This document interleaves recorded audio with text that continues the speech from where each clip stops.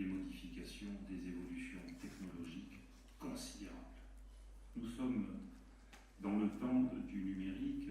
L'Institut d'infrastructure est une entreprise qui agit dans le cadre des réseaux d'initiative publique. En fait, on est un opérateur télécom et notre activité se concentre essentiellement sur les RIP déployés par les collectivités dans le cadre des déploiements FTTH.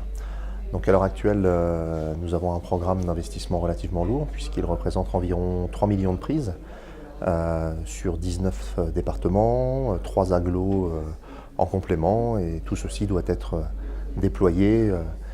L'État aimerait que ce soit le plus vite possible, mais on va dire au plus tard en 2023. Déjà, il y aura encore des modifications, des évolutions technologiques. Nous sommes sur l'événement ruralitique depuis pas mal d'années. Alors je ne saurais pas vous les décompter exactement, mais je considère un petit peu que c'est... alors il y a des universités d'été qui vont être organisées, mais on va dire que c'est un petit peu l'événement de rentrée. Ça permet de nous mettre en chauffe, c'est un plaisir de venir chaque année à Ruralitique, et puis c'est un des rares événements qui est vraiment plongé vraiment dans la ruralité. On n'est pas sur des généralités ou sur les grandes métropoles, d'où notre présence ici aujourd'hui.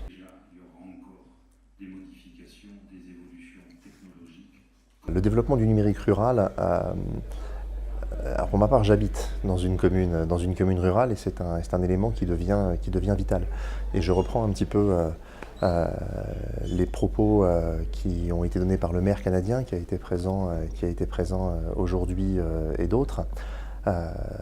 C'est un élément nécessaire dans nos campagnes pour ne pas nous couper du monde et pour faire revenir un maximum de ressources, un maximum d'habitants qui ont tendance à quitter la ruralité vers les grandes villes, car comme vous le savez aujourd'hui, quand un jeune couple s'installe, la première question qu'il pose avant même de savoir si une crèche est présente, c'est de savoir si le haut débit est disponible.